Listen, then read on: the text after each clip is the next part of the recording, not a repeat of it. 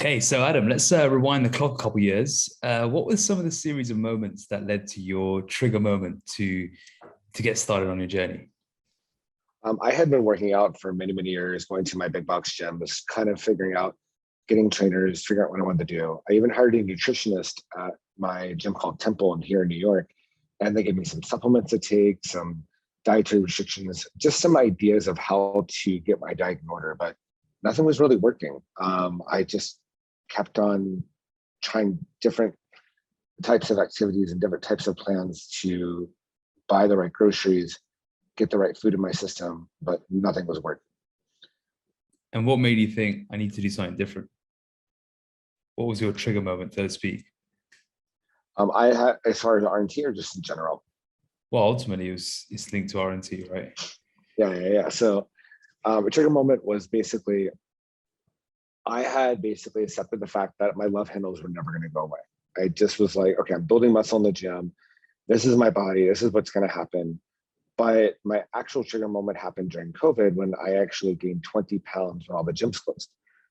I gained 20 pounds of pure fat. My body was saying, you can't fit in your clothes anymore. Your clothes are not fitting. I was at a pool in Michigan at a resort, and I can only fit into one pair of my bathing suits that was sagging, showing my ass crack.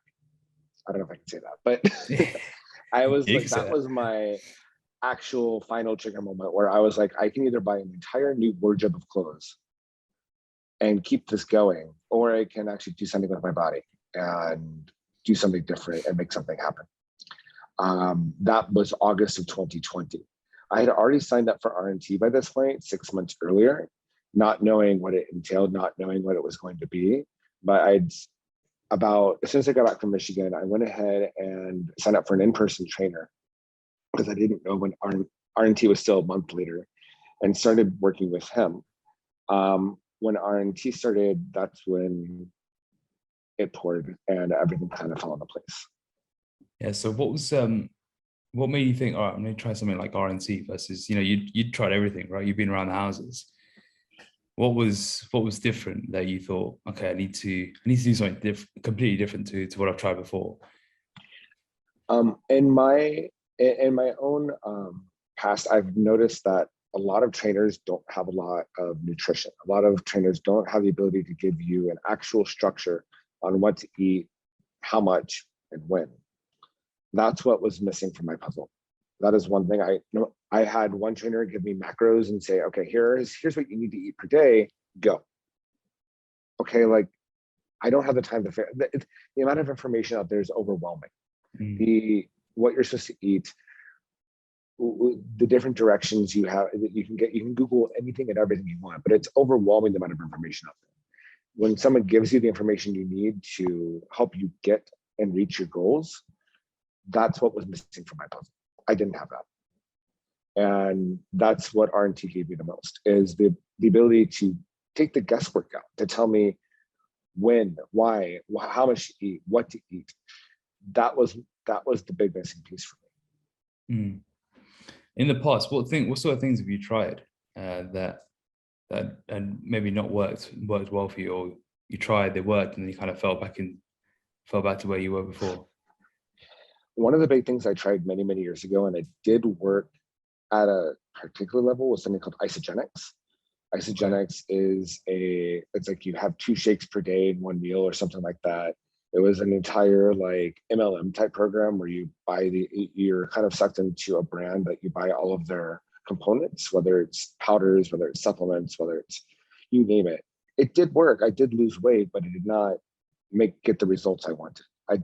It did help me get down like 10 or 20 pounds, but it was not anything near what I accomplished in the last 2 years. I've also tried, there was another point in time where I was just doing ellipticals at the gym. I would be on there for an hour a day. This is probably 2013-ish. This is about 10 years ago. I would maintain my weight. I would do okay, but I would not see anything happening on the scale nor in my body. It was just kind of maintaining where I was at. That was it. Yeah, Just some couple of examples. Yeah. You definitely been around. I remember when you were telling me, you said you pretty much tried everything under the sun, right? And then one other thing I'll even mention is, like, one of the first, back in when I graduated high school, like many, many years ago, I was probably at the same weight I was when after COVID. I had somehow fell into eating Subway and swimming.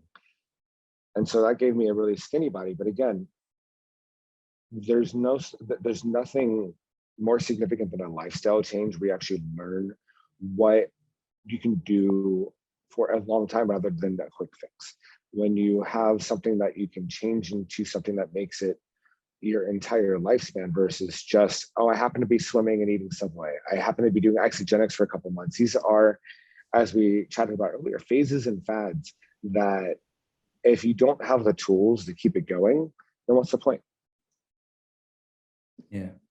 How did you feel before RNT? You know, after lockdown, you gained 20 pounds. How did you feel when you looked at yourself in the mirror and you felt in your clothes? Absolutely terrible.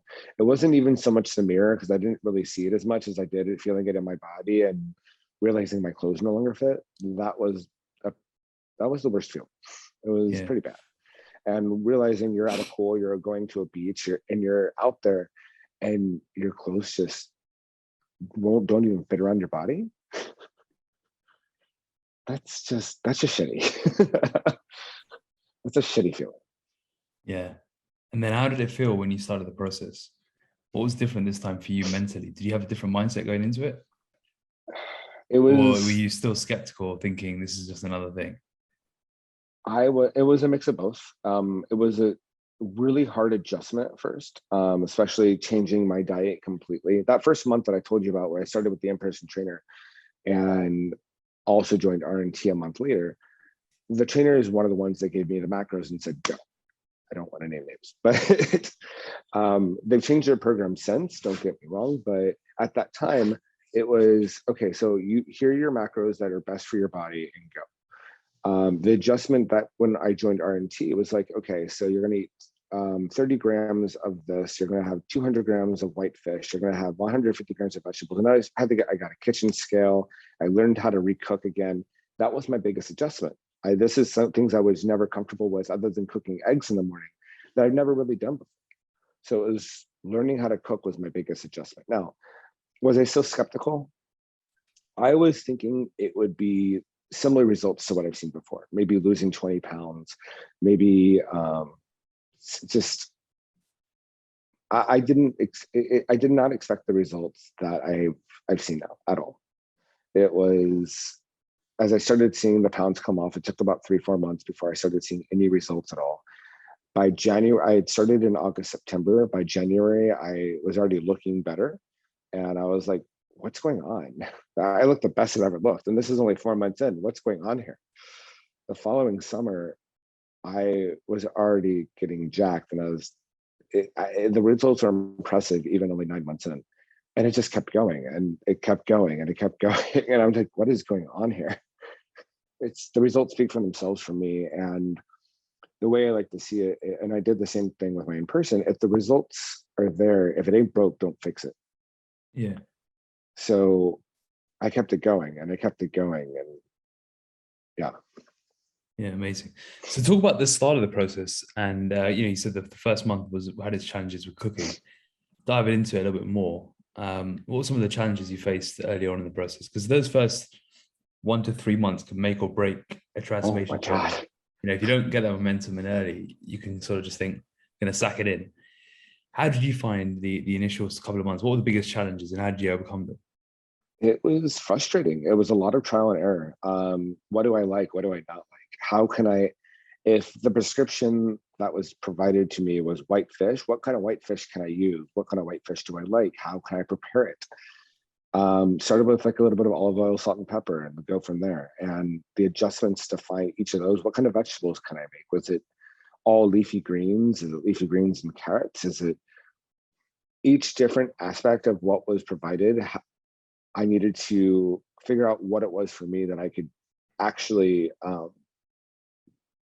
make day in and day out versus what was I going to get tired of day in and day out? What was I going to be annoyed by making every day? Or what could I actually make work? Those were some of the hardest adjustments that I had to make at the beginning. Yeah. And what was that process of trial and error? Because a lot of people shy away from trial and error and they think, just tell me what to do. The reality is we're not walking in your shoes, are we? The accountability of checking in every week and saying, no, you really have to do this is really what kind of was the extra sort of looking for. The extra push for me is the fact is like, okay, so I could order in a slab of salmon, but then I would have to, what's the uncooked weight versus the cooked weight? It was more about saying, okay, this is what's given to me. This is what's going to work. I have to be determined enough and disciplined enough to make it work. And even though it's a lot of trial and error, I was able, the idea of having a coach that was able to listen to me and provide feedback based on any issues I would have or any questions I would have related to the adjustments I was making was helpful. And that way I'm not just basically alone in this whole journey. Yeah. What was your sort of deeper why? What was your why behind your why at this stage? You gained the 20 pounds, but what was really like driving you here? So as I mentioned earlier, I had never been able to get rid of my love handles. I was building muscle and I honestly just wanted to try something different. I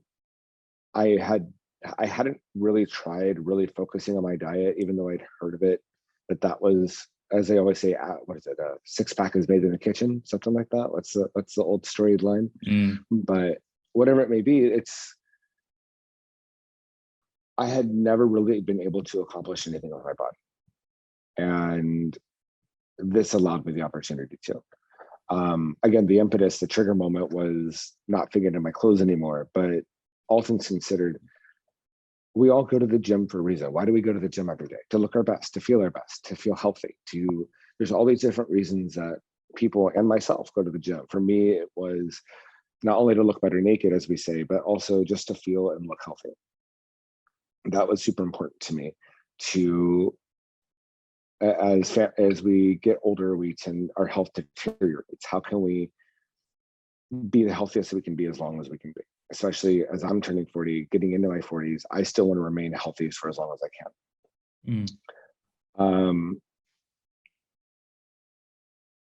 I don't know as well. I forgot. Is turning 40 a big driver for you?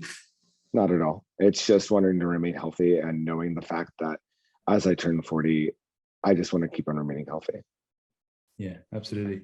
So you've had the challenges early on. Describe what's happened in the last, describe the process after that, because you said, we've been chatting off air and you said, what's interesting about your journey is you could have done it quicker. You could have gone through the journey quicker, but you've decided to take a slower approach throughout, even at this stage.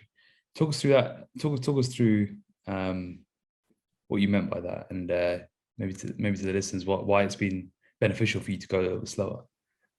So I live in New York, and New York is the city that never sleeps. I have lots of activities on the weekends, whether it's hiking or going out or just whatever. I'm not usually at home able to cook every meal as much as I would like to be. There were many weeks that I would be really, really strong in my weekdays during the work week. And then on the weekends, I don't want to say I would ruin it and go crazy, but there were times when that did occur.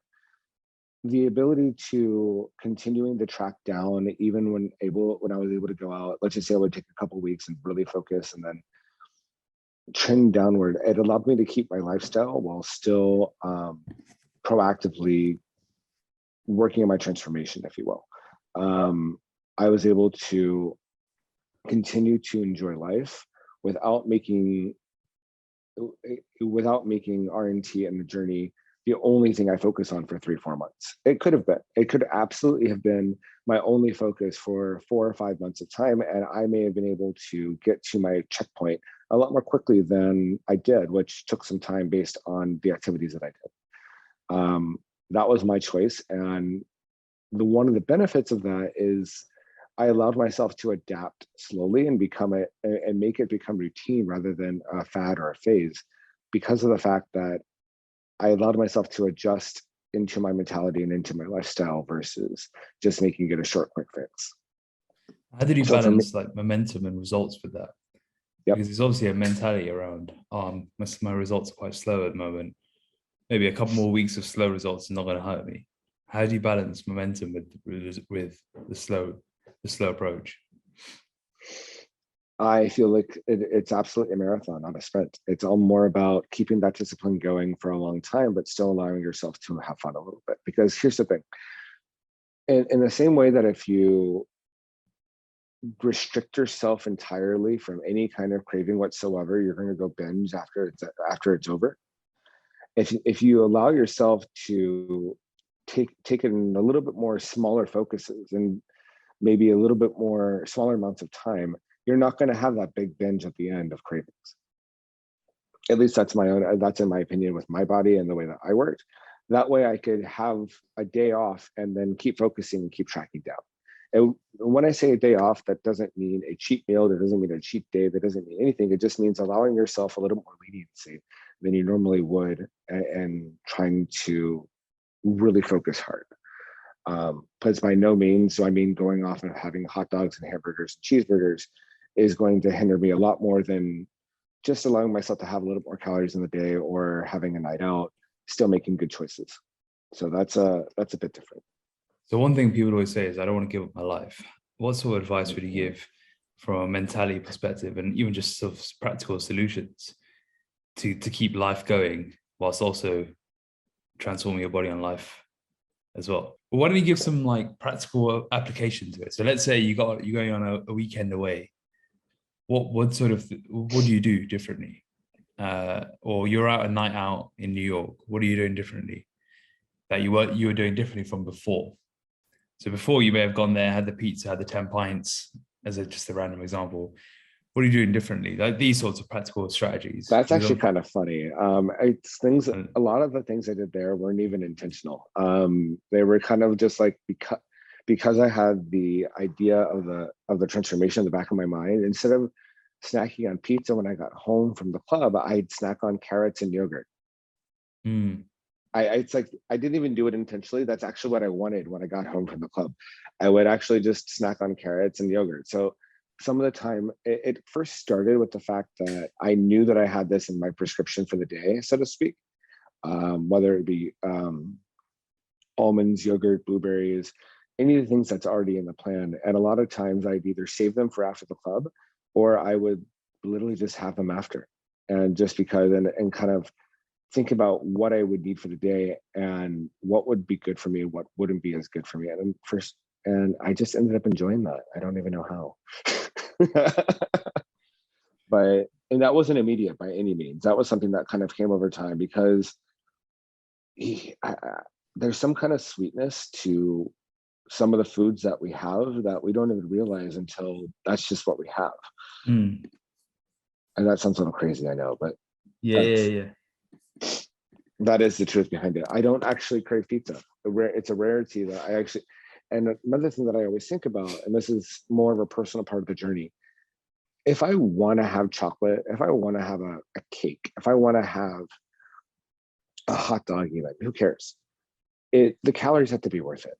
If I know I'm going to either work off the calories in the coming days or I'm going to refocus and it'll be fine, and I'm really going to enjoy that moment with a slice of cake for a friend's birthday or whatever else it may be, it has to be worth it. I'm not just going to eat a cookie because it's a cookie. I'm going to eat a cookie because it's going to be fucking delicious. And I know that I want to have that taste now so I can, and then I will refocus in a moment and it'll be fine. But that doesn't mean I have to indulge in every craving that I have either. It's about finding that balance and knowing when you really want to indulge and having that moment and when you don't, and when you can actually let that go because you've had a bazillion hot dogs and they're tasting nasty, you're going to feel gross after. Case in point, if you're sometimes a half a burger is plenty. Sometimes you have a burger and your stomach just feels, why the fuck did I eat that after? You don't want to feel that feeling. That's not fun. So why indulge if you know you're going to feel that way after? It's, for me, it was finding those foods that I really wanted to indulge in and letting go of the others that I really didn't need. Yeah, it's very interesting that you some of the things you're doing were unintentional.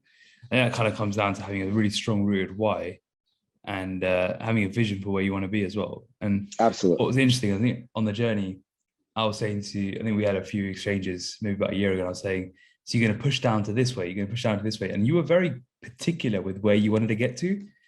I think you had a very clear image of what you wanted to accomplish, right? Is that a At that time, fair yeah. assumption? Yeah.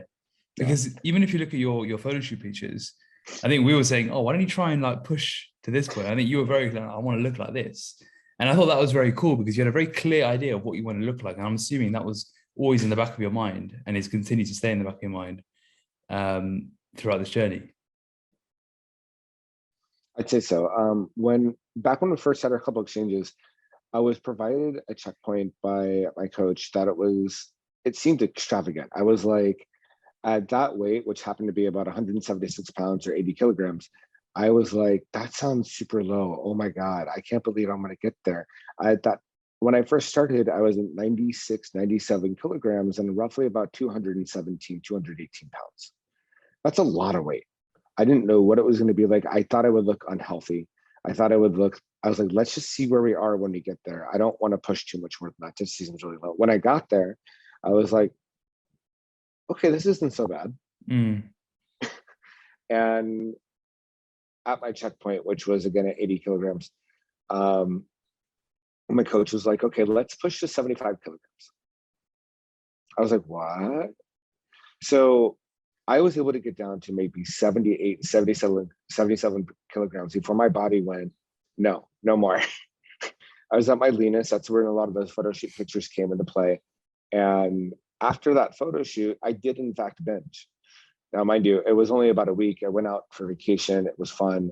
And then, of course, things got back to normal pretty quickly after because we already had a lifestyle solution in place. But the fact of the matter is that my body basically reacted to the extreme leaning up and dieting that was at about 77, 78 kilograms. Where the vision that I had in mind is about where I'm at now. It's a little bit more full. It's not extremely lean, but it's just right for my lifestyle and what I'm looking for. And I do understand the fact that we had to get to that point that I was super lean in order to find this new place of comfortability. That's still it's still in my best form that I've actually ever been in. But there's some trial and error just to even find out where that was too. Yeah, I think it's one of those things you got to go to the extreme first. And then once you get there, you think, all right, now let's find the sweet spot that I can feel, look, and perform my best. Exactly. And feels like an easy lifestyle solution. But there's that journey you got to go through to get there. Absolutely true. And how do you feel like on the other side now? Go on. No, I was about to get that. Like on the other side, it feels amazing. I feel like I'm just really enjoying life now. I still see my fluctuations. I go to Disney or a theme park rather. I go out for a weekend trip. I have pretty much what I want, but for some reason, with or without even trying, my body always comes back to that sweet spot. Yeah. It's kind of amazing to watch it happen. And I don't actually understand it at this point, but it's every single time I'll go out for a week even and come back, get on the scale. And I'm like, look at my body. It's still pretty much the exact same where I left it because my body has found that sweet spot. It knows my metabolism is at a certain point. I'm still going to the gym 3 times a week and doing my cardio and doing what I need to do, but I'm not actually dieting where I'm feeling super hungry at the end of the day going, oh my God, I don't feel like I've eaten enough calories today. Yeah. What's your why now? Stay healthy. I don't want to go anywhere near back where I was. I don't want to see my body transform back the other direction at any level. I cannot believe the shape that I'm in right now. I honestly still can't believe that I'm the same person. Looking at my transformation photos from when I first started, when I gained those 20 pounds back in August 2020, or even from way back when, I've never seen myself like this before in my life. And it's sometimes hard to just believe that it's happened. How's the physical transformation been the vehicle for the rest of your life? What do you mean? How's the physical been the vehicle for the rest of your life? So how's this physical transformation allowed you to do different things that you didn't think were possible before?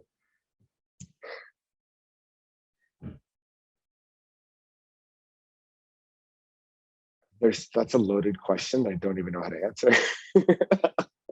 I don't think I've actually fully realized everything I'm capable of doing as I continue on this journey. One of my solid goals that so many years ago, I've always wanted to do a handstand in yoga. I've done Bikram yoga, I've done different aspects of yoga. I have very little flexibility and balance. And through this journey, between losing all this weight and also continuing, I separately do a Pilates workout that's a really intense Pilates boot camp.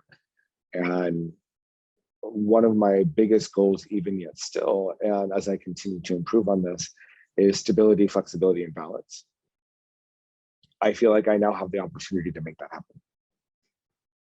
I feel like in my previous state, I don't think it was going to be as, I didn't think I had that ability. Mm. I mean, I may be wrong, but it was much more difficult nonetheless.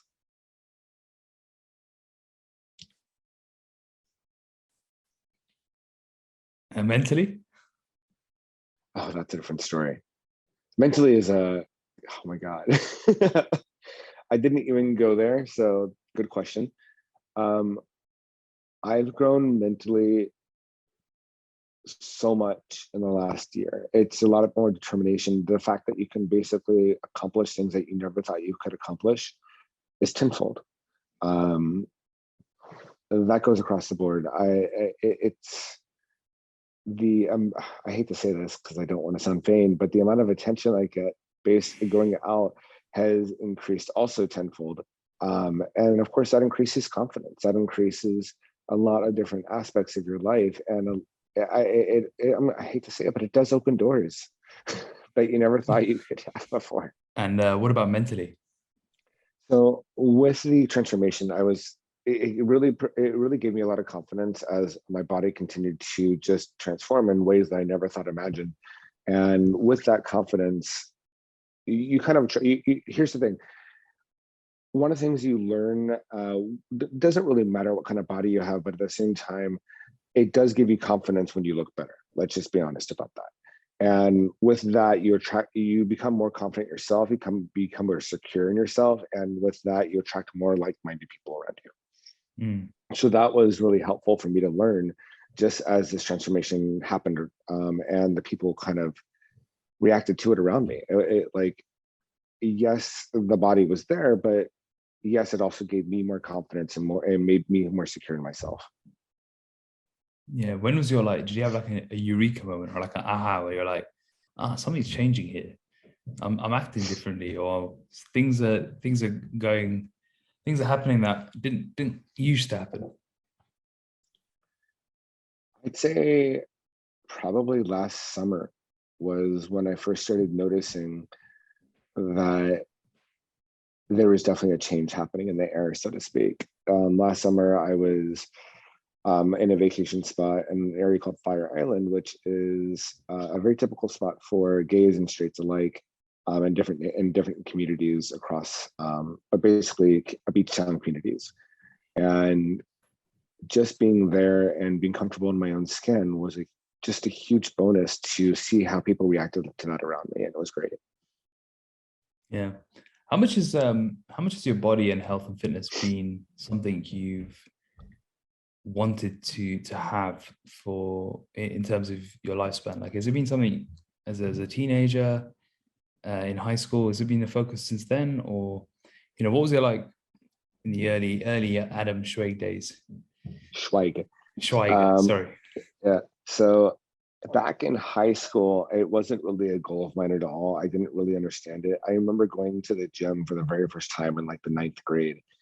And I signed up for the local gym, which is called 24-Hour Fitness. And I remember going there and being like, okay, I worked out. And showing up the next day, I was like, okay, they're going to think I'm weird for showing up 2 days in a row. Well, little did I know that is not the case. That is expected. But back then, I knew nothing about fitness. I knew nothing about health. Just didn't. I don't want to say I didn't care. I just wasn't aware of anything. It wasn't until college that I really kind of started my fitness journey. And again, didn't really know too much about it then. I did work out, but it wasn't something that was become supernatural to me. And it wasn't until I started swimming regularly that I actually saw the pounds drop without even thinking about it.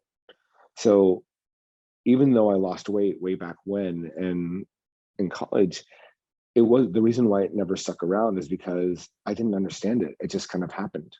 I was eating Subway and I was swimming and I lost 20, 30 pounds. And I was like, wow, how did this happen? What is going on here?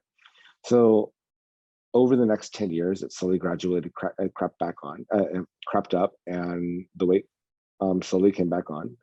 And then I did that isogenics gig that I told you about earlier, and the weight came off again. But again, it was a phase and a fad, and I didn't really understand it. It wasn't something that I was able to wrap my head around and grasp. So here we are again, and that was one of the big differences of today is this is now something I can actually wrap my head around. I understand what I'm doing, how I'm making it happen, and hopefully that will make for long-term results. Yeah. What almost kept you from joining?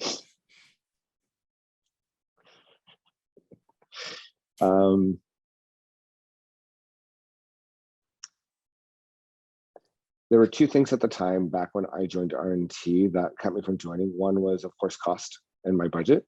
And two was the fact that it was a 6-month waiting list. Back when, this is before Pro and the current iteration of what RNT Fitness is today. But at that time, I remember getting the email blasts for about a year before I actually realized I wanted to check this out. And I signed up in February of 2020. This is even before COVID hit. And I was like, okay, let's just see what happens. So I signed up, put my deposit on, joined the waiting list. And before I knew it, September had come around, COVID had started. I gained all that 20 pounds of weight and it was perfect timing. So it kind of was just a perfect storm that fell into place. Yeah, yeah. And what you said the cost was a factor. Why did it suddenly not become a factor? There were a number of things that happened over that course of time between getting a new job, Okay. cooking at home, saving a lot of money. There were just a lot of different factors that came into play. Yeah, fantastic. What would you say to someone who's at the start of their journey right now? I'm actually been recommending to a couple of friends to start their journey with you and your teams. And the fact of the matter is, be patient. The best advice I can say is be patient. Figure out what it is that, I don't want to say your why, but what it is that's keeping you from achieving your why. And that's what I feel like is most important. Like for me, again, it was my diet. It was my structure. I needed that structure. I need someone to tell me because of all the amount of overwhelming information out there. I needed someone to help me figure that out. That was what was keeping me from my why. What's keeping you from their why, or what's keeping them from their why? And what is it? Why is it cardio? Because of the program that RNT offers, because it's all encompassing accountability with how much cardio, steps, water intake, how much sleep you get, how's your digestion, how's your libido. It's kind of, even though we aren't doctors, we have an idea of diet, nutrition, and the body. We have an idea of health. What is keeping you from accomplishing your healthy self is what I guess the word I'm looking for. And be patient as you figure that out, know what that is, and then talk to your coach about how to accomplish that, how to push past that. What are some of the most common objections you hear in your circles? I don't have the time. I don't have the money. All across the board. Those are the main two, I would say. What would you like to say for that? I don't have time, people. You do have time. You'll figure it out. Yeah, simple, eh? I hate to make it that simple, but the fact of the matter is, you prioritize what you want in life. And I did with myself. I did prioritize my diet, my structure, and still made it happen. I still prioritized my nightlife, my going out, and my relaxation, like my time aside for me. We all need that. We all need to set up our me time. And cooking, oh God, a couple of hours a day can be a little time consuming. I'm still lucky enough where at the moment, I still work from home most days of the week. And trying to meal prep where I need to prepare my meals to go out several days is still challenging for me. That's still one of the things I need to work through in order to make sure when I go back to the office, or whether I'm out for a day on a daily hike or something like that, that I can still make this work for me. When that may be something that comes natural for someone else where it didn't come natural for me. There are always going to be some sort of adjustments that we need to make. And as long as we're patient, we should be able to get through most of them, even if it doesn't happen right away. My biggest piece of advice is one thing we have to remember is it does take time to create a routine, to create a habit.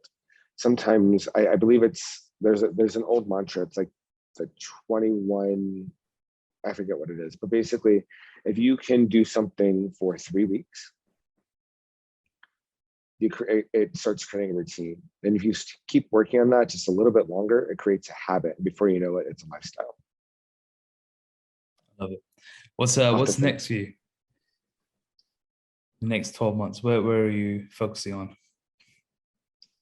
Right. My biggest goal right now, so as of today, I still have a nutrition strategy with RNT.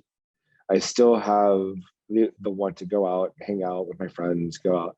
I want to learn for that nutrition strategy to expand on that, to become second nature, where I'm not just weighing out every single meal that I have, but I can technically even eventually eyeball it, and to some degree, and know what I'm eating, knowing what's going into my body. So that way I can always make this a full-on lifestyle change for life.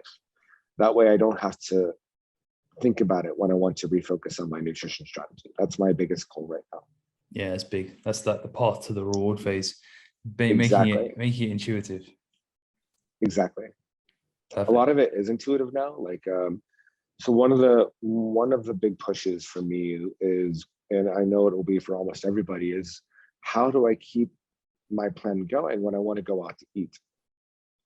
Well, the biggest strategy that the coaches push is one plate, a serving of protein, a serving of carbs, a serving of vegetables. If we can do that to the best of our ability, then we're basically sold on that for a very long time. But that also means not getting pizza every time you go out, not getting a cheeseburger every time you go out. It literally means having a full actual meal of either fish or chicken or whatever it may be, whatever your protein is, vegetables and a carb, and that's it. And making those choices when you go out to eat will help you so much in the long term. Absolutely. Any final words for the listeners, Adam? There are a couple of mantras I tend to live by and that I think about and I would want to share with you guys. One is tough times never last, tough people do.